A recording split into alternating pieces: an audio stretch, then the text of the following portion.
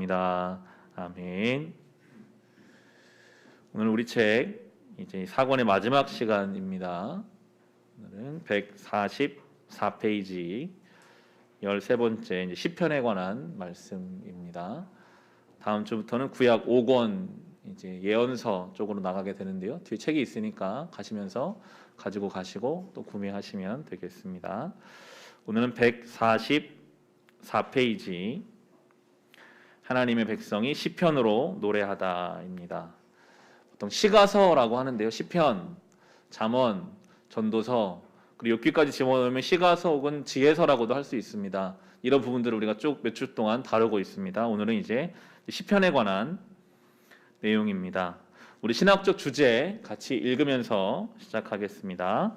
경배란 하나님의 말씀과 사역과 언약에 감사함으로 하나님께 영광을 드리는 일입니다.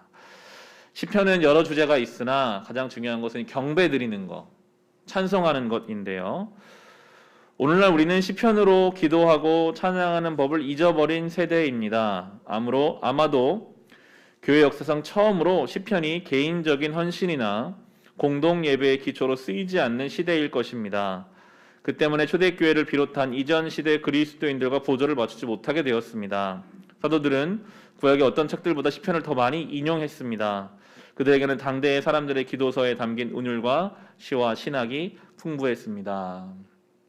기독교 역사상 시편을 많은 기독교인들이 예를 들어 잠자리에 들기 전에 꼭 묵상하고 잠자리에 들거나 모일 때마다 시편을 가지고 함께 기도하거나 뭔가 시편을 가지고 예배와 개인 신앙으로 많이 인용하는 그런 신앙이었는데 사실 우리 시대에서는 그렇게 시편을 자주 잠자기 전에 제가 책 보니까 해석에 그런 얘기가 있더라고요. 잠자기 전에 많은 기독교인들이 시편을 묵상하고 그렇게 잠자리에 들었었다. 근데 요즘 우리의 삶은 스마트폰을 보고 뉴스를 보고 내가 보고 싶은 것들을 보다가 잠드는 시대가 되어버렸더라고요. 그런 미디어나 이런 것들이 없었을 적 사랑하는 가족들이 함께 모여 하나님을 찬송하는 시편을 읽으며 그렇게 감사하고 예배하는 기독교 공동체의 그 신앙의 아름다움이 있었다는 거예요. 이 책은 이제 미국에서 쓰여진 책이니까요. 이 신학적인 의미로 봤을 때 그런 기독교 전통이 있었는데 지금 우리는 거기에 보조를 맞추지 못하고 오히려 이제 그 전통을 우리 때에서 끊어버린 것은 아닌가. 시편을 개인적으로 고백하는 것이 또 얼마나 중요한지 우리에게 도전하고 있습니다. 145페이지입니다. 구약 성경의 이야기 흐름이 있잖아요. 창세기부터 쭉 가던 흐름을 잠시 멈춰서 오늘 시편을 볼 텐데 시편은 다윗 왕이 많이 썼고 다른 왕들도 일부를 썼으며 모세도 한 편을 썼고 아삽도 여러 편을 썼습니다. 시편의 목적은 하나님이 백성을 위해 하신 위대한 일들을 기념하기 위한 것, 기억하기 위한 것입니다. 시편은 여러 주제들이 있는데요. 주로 찬양에 초점한 찬양시들이 있고 또 세상의 악을 바라보면서 악에 대해서 탄원하는 부르짖는 시도 있고 자기 개인적 죄를 고백하는 시도 있고 그리고 메시아, 예수님을 사모하는 시들도 있습니다. 오늘 우리는 세 편의 시편을 보게 됩니다. 첫 번째가 시편 1편, 모든 시편의 무대가 되는 배경이 되는 시편 1편을 볼 것이고 그리고 시편 100편, 이것은 시편이 어떻게 하나님을 찬양하고 그분의 행하신 일을 감사하는지를 보여줄 것이고 시편 110편, 이것은 그리스도를 향한 그런 갈망함을 보여주고 있습니다. 시편을 읽고 시편으로 기도하고 시편으로 노래할 때 우리는 그분의 위대한 이름을 찬양하며 삶을 예배로 드리는 하나님과 백성과 일체감을 느낍니다. 첫 번째가 시편 1편입니다. 우리 시편 1편 말씀 같이 한번 읽어보겠습니다. 복 있는 사람은 악인들의 꾀를 따르지 아니하며 죄인들의 길에 서지 아니하며 오만한 자들의 자리에 앉지 아니하고 오직 여호와의 율법을 즐거워하여 그 율법을 주야로 묵상하는도다. 그는 시냇가에 심은 나무가 철을 따라 열매를 맺으며 그 잎사귀가 마르지 아니함 같으니 그가 하는 모든 일이 다 형통하리로다. 악인들은 그렇지 아니함이요 오직 바람에 나는 겨와 같도다. 그러므로 악인들은 심판을 견디지 못하며 죄인들이 의인들의 모임에 들지 못하리로다. 무릇 의인들의 길은 여호와께서 인정하시나 악인들의 길은 망하리로다. 아멘. 이 시편 1편 지난 주일에도 우리가 이야기를 나누었었는데요. 대조하고 있습니다. 복 있는 사람이 있고 그럼 복이 없는 저주 아래 있는 인생, 악인의 인생이 있습니다. 하나님이 인정하신 의로운 인생이 있는가 하면 망하고 사망으로 끌려 들어갈 악인의 인생들도 있습니다. 시냇가에 심은 나무와 같은 인생이 있고 바람에 나는 겨와 같은 인생이 있습니다. 특별히 지난 주일에는 그렇게 말씀을 적용했었죠. 하나님의 말씀이 우리의 인생의 뿌리와 같아서 그 말씀이 우리를 붙잡아 주시는 거예요. 원래 우리는 바람 한번 불면 그냥 날아가 버릴 수밖에 없는 가벼운 인생들인데 우리가 그렇더라고요. 단단한 것 같은데 작은 감정, 나를 건드린 어떤 작은 감정이 한번 불어오면 그거를 막아내지 못하고 막 흔들릴 때가 있어요. 아직 아무 일도 일어나지 않았는데 잠자리에 누워서 내일 일을 염려하다 보면 그 염려가 또 다른 염려를 낳고 그렇게 스스로를 어렵게 할 때가 있어요. 우리는 정말 바람이 나는 겨와 같은 인생이지만 주의 말씀이 우리를 붙잡아 주실 때 은혜를 받은 자여 평안하라. 주께서 나와 함께 하신다. 그 말씀이 정말 내 말씀이라고 여겨져서 그것을 붙잡을 때 그 말씀이 우리를 붙잡아 주시거든요. 그게 복된 인생이고 시냇가에 심은 나무 같은 인생입니다. 그렇지 않으면 우리는 본디오 빌라도처럼 권력이 있으나 사람들의 요구를 따라다니느라 이리 갔다 저리 갔다 결국은 바람에 흩날리는 겨와 같은 인생이 되어버리고 말 것입니다. 시편 1편은 그런 것도 우리에게 보여주고 있는데요. 이 책은 이렇게 이 시편 1편을 풀고 있어요. 다음 페이지 보시면 시편 1편을 공부하고 묵상하면 할수록 이것이 궁극적으로 기쁨에 관한 노래임을 깨닫게 됩니다. 단순히 어떤 교리를 가르치거나 규칙을 가르치거나 하는 것이 아니라 예배의 기쁨에 관한 내용입니다. 시편이 가르치는 것은 주님 안에서 만족을 발견하는 법입니다. 시편 1편은 복 있는 신자는 주님의 가르침에서 기쁨을 발견하는 자다라고 주장합니다. 생각의 선택이 아닌 마음의 기쁨에 관한 것입니다. 그 아래 쭉 보시면 시편 1편은 하나님 말씀을 기뻐하는 신자의 모습을 그리고 있는데 이것은 어쩌다 얻게 된 것이 아닙니다. 일상에서 반복함으로써 형성된 것입니다. 밤낮이라는 표현이 나오거든요. 밤낮으로 하나님 말씀을 묵상해 갈 때 그것이 이제 하나님 말씀을 기뻐하는 것이 그냥 우연히 어느 날 기뻐지는 것이 아니라 의도적인 선택과 준비 과정으로 그 말씀이 어느 순간 우리의 기쁨이 된다는 거거든요. 커피가 쓴데 저는 그 쓴 커피를 어느 순간부터 좋아하게 됐어요. 근데 처음에는 당연히 그러지 않았겠죠. 20살에 저는 이제 시골에서 살다가 처음 신촌에 가서 호기롭게 어느 샌드위치 집에 들어가서 처음 보는 커피, 샌드위치 하나 시키고 커피를 시키는데 제일 위에 제일 싸고 좀 있어 보이는 에스프레소라는 게 있는 거예요. 시켰죠. 평소에 자주 먹는 사람처럼. 그런데 양이 엄청 조금 나오고 너무너무 쓴 거예요. 깜짝 놀랐습니다. 이거를 돈 받고 이렇게 팔다니, 이렇게 비싼 돈을 주고. 그런데 그렇게 시작했던 쓰디 쓴 커피가 그냥 제가 이제 워낙 좋아하다 보니까 하루에 한 잔, 하루에 두 잔씩 먹어가다 보니 어느새 그 쓴맛을 좀 즐길 수 있게 되고 여러 가지 알게 되더라고요.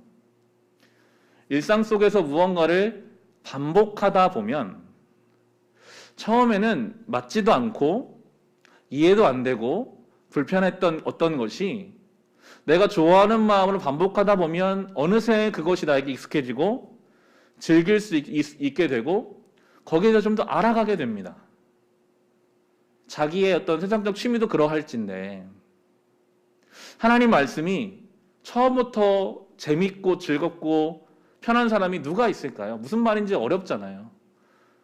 그리고 그 말씀을 안다고 해도 순종하기도 참 부담스럽죠. 그렇지만 이 시편처럼 주야로 그 말씀을 묵상하는 사람은 어느 순간부터 그것이 이제 좀 더 친숙해지고 익숙해지고 내 것이 되어가요. 꾸준히 말씀 묵상하는 성도들을 통해 공통적으로 그런 이야기를 듣습니다. 처음에는 말씀이 무슨 말인지도 어려웠고 그 말씀이 부담스러웠는데 어느 순간부터 그 말씀이 나를 인도해 가신다. 그 말씀이 나를 유혹과 시험에 지켜주신다. 그 말씀이 나의 삶에 가야 할 목적지가 되어주신다. 그런 고백을 들을 수 있거든요.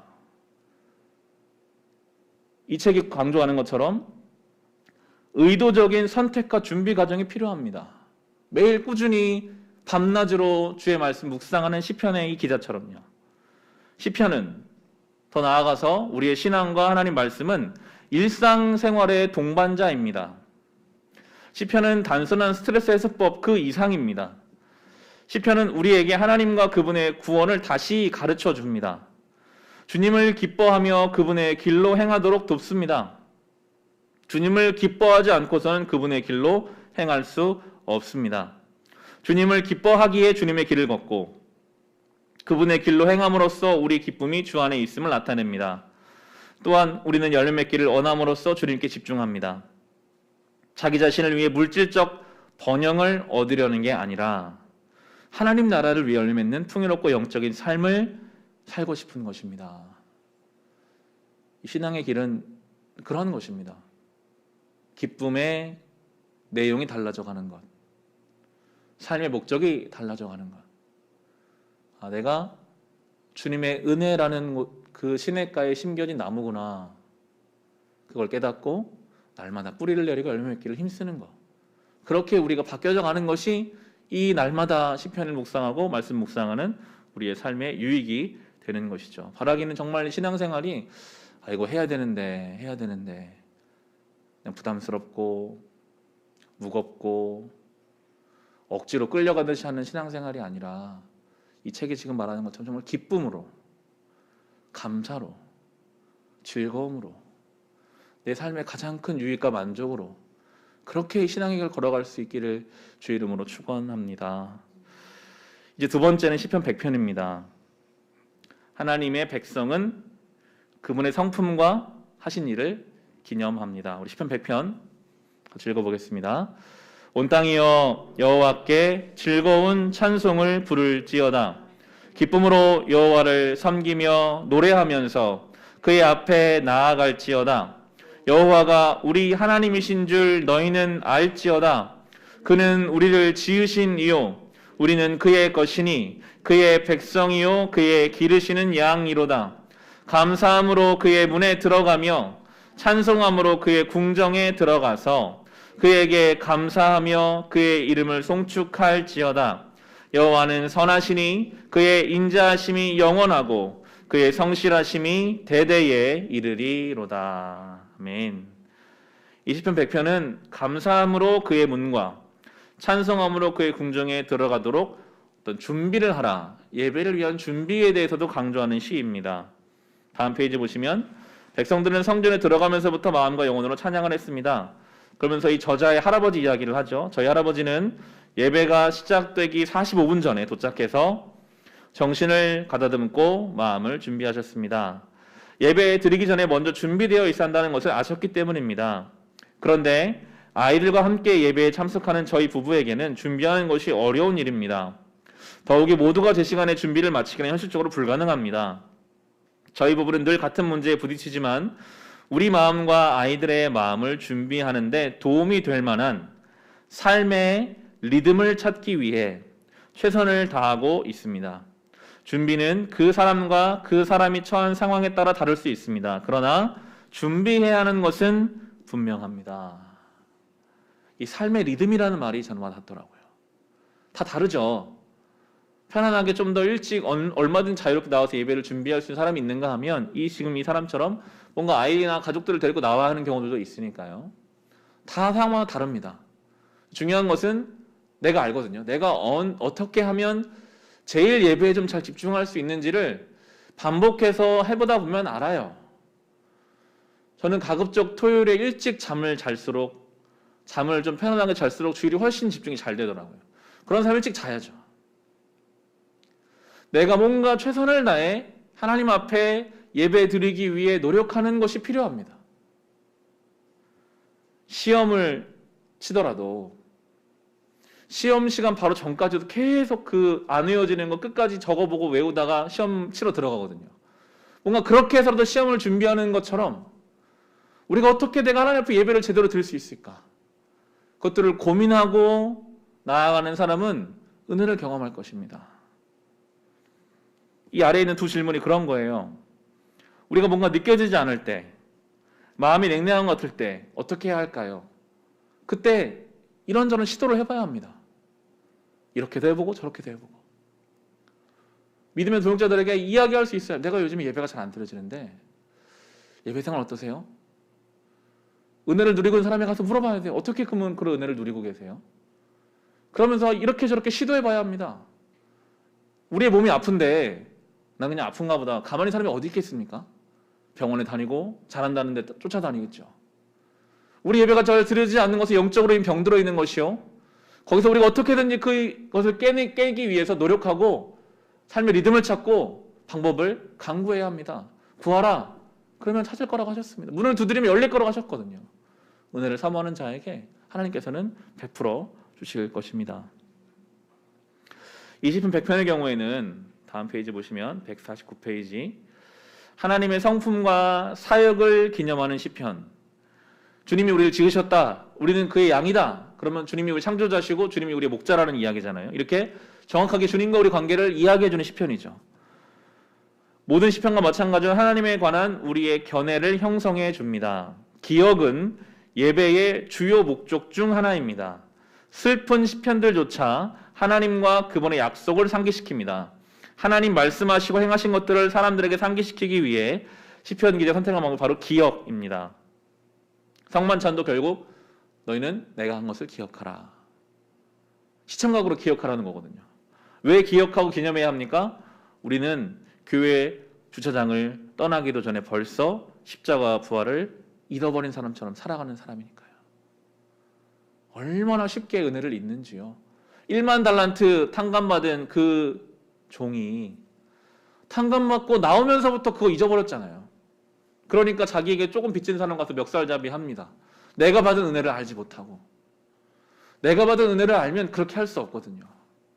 기억하는 것이 신앙에는 굉장히 중요합니다. 주님이 나를 어떻게 사랑하시는가? 내가 눈물로 기도할 때 주님이 어떻게 응답하셨었던가? 기억하는 것.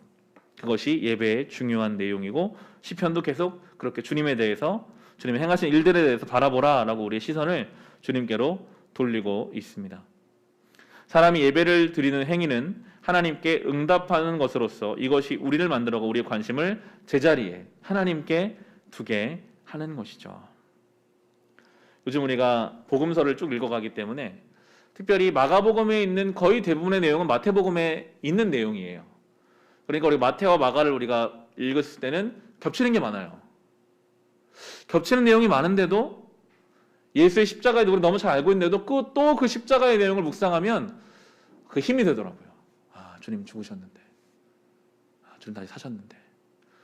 우리가 수없이 듣고 아는 거지만 또 그것이 반복하고 기억할 때 우리 힘이 되거든요. 날마다 예수의 십자가를 우리는 기억할 수 있어야 합니다. 그게 신앙생활입니다. 20편 100편은 영화로우신 하나님과 그분의 놀라운 창조라는 큰 그림을 새롭게 보여줍니다. 우리 사회는 자립, 자족하기를 권면하죠. 하지만 성경적으로 엄밀하게 스스로 설 수 있는 사람은 없습니다. 스스로 만족할 수 있는 사람도 없습니다. 하나님 안에서 설 수 있고요. 하나님 안에서 만족할 수 있거든요. 이 세상은 계속 하나님 없이도 너 스스로 설 수 있어. 자족할 수 있어 말하지만 우리는 하나님 안에서 하나님을 의지하는 자로 서고 만족해야 하는 것인데요. 하나님이 우리를 다스리신다는 사실을 상기시키는 것입니다. 우리 시대는 그분께 속했습니다. 모든 예배는 인류가 아름다우면서도 연약하다는 사실에 몰두합니다. 하나님 형상대로 우리 지음받은 존귀한 존재이지만 그런 타락했고 죄로 인해 죽을 운명이 되었다는 것. 이 두 가지가 같이 있어요. 우린 존귀한 존재예요. 하나님의 자녀이지만 그렇지만 또 죄된 존재죠. 시편 100편은 우리 마음을 고양시키고 피조물들에게 눈을 돌려 창조주를 바라보게 합니다. 주를 바라보라. 시선을 주님께 돌리는 게 시편이죠. 하나님을 향한 애정을 북돋으며 세상 그 무엇보다 영광스러운 하나님 바라볼 수 있도록 인도합니다. 간증은 예배에서부터 흘러나옵니다. 그러나 또한 예배는 간증의 일부이기도 합니다. 우리가 하나님을 향해 사랑을 나타내면 이방인들도 하나님의 아름다움에 사로잡힌 우리를 보고 스스로 하나님 보기를 열망하게 될 것입니다. 이 시편의 장점은 하나님을 묵상할 수 있게 한다는 것입니다. 우리의 신앙을 잘 들여다보면 우리는 내 문제에 집중할 때가 많아요. 교회 나오면 하나님 저 이게 어렵습니다. 이게 안 됩니다. 당장 내 삶의 문제들에 우리가 붙잡힐 때가 많은데 필요한 부분이지만 이렇게 시편이나 어떤 찬송을 통해서 자꾸만 시선을 하나님께로 돌릴 수 있어야 합니다. 내 문제에 매여 있으면 우리의 삶은 너무나 어렵지만 주님을 바라본다면 나는 주님이 지으신 나는 주님이 양인데 주님이 창조주이신데 주님이 저 하늘과 땅을 다 지으셨는데 주를 바라보면 문제에 대해서 좀 더 담대해질 수 있는 거죠. 시선을 하나님께로 향할 수 있어야 합니다. 마지막 세 번째입니다. 이 시편도 결국 메시아를 바라보게 하는 것인데요. 110편 같이 읽어보겠습니다. 여호와께서 내 주에게 말씀하시기를 내가 내 원수들로 내 발판이 되게 하기까지 너는 내 오른쪽에 앉아 있으라 하셨도다. 여호와께서 시온에서부터 주의 권능의 귤을 내보내시리니 주는 원수들 중에서 다스리소서. 주의 권능의 날에 주의 백성이 거룩한 옷을 입고 즐거이 헌신하니 새벽 이슬 같은 주의 청년들이 주께 나오는도다. 여호와는 맹세하고 변하지 아니하시리라. 이르시기를 너는 멜기세덱의 서열을 따라 영원한 제사장이라 하셨도다. 주의 오른쪽에 계신 주께서 그의 노하시는 날에 왕들을 쳐서 깨뜨리실 것이라. 문나라를 심판하여 시체로 가득하게 하시고 여러 나라의 머리를 쳐서 깨뜨리시며 길가에 시냇물을 마심으로 그의 머리를 드시리로다. 아멘. 이 시편 110편은 해석할 것이 너무 많아서 다 풀어내기에는 지면이 모자랍니다. 꼭 기억해야 할 것은 시편이 우리의 관심을 예수님, 구원자, 메시아로 향하게 한다는 것입니다. 이 시편의 초창기 독자들은 메시아의 오심을 고대하면서 이것을 읽었을 것입니다. 오늘날 우리는 이것을 읽을 때 과거 예수님의 사역과 미래에 다시 오실 예수님을 생각합니다. 예수님을 가리키는 많은 시편은 심판의 요소를 담고 있습니다. 예수님이 우리의 삶에 오셔서 고쳐주시고 회복하여 주시는 분이시지만 결국 예수님이 다시 오실 때는 심판자로 오시는 거거든요. 그러니까 다시 오실 때 원래 모든 걸 다 원래 자리로 돌려놓으실 거예요. 지금 인간의 죄로 인해 환경부터 모든 인간관계 모든 것이 다 지금 어그러져 있지만 주님 다시 오시면 그분이 모든 것을 원래대로 창조의 섭리대로 돌려놓으실 거라는 소망함을 갖고 사는 게 성도들이거든요. 그러니까 예수님 다시 오시는 것은 의인들에게는 소망이요 악인들에게는 저주입니다. 하나님이 심판하실 거니까요. 이 시편은 어떤 구약적 요소로 다시 오실 그분이 모든 나라들을 다 멸하시고 하나님 나라를 세우실 거라는 그런 기대감을 가지고 있죠. 하나님 다시 오셔서 문나라를 심판하여 시체로 가득하게 하시고 여러 나라의 머리를 쳐서 깨뜨리시며 그런 말입니다. 하나님 앞에 온전하지 못한 그런 것들을 심판하실 것이고 머리를 쳐들어 하나님께 교만한 자들을 다 깨뜨릴 거라. 이게 바로 예수님을 향한 소망함이죠.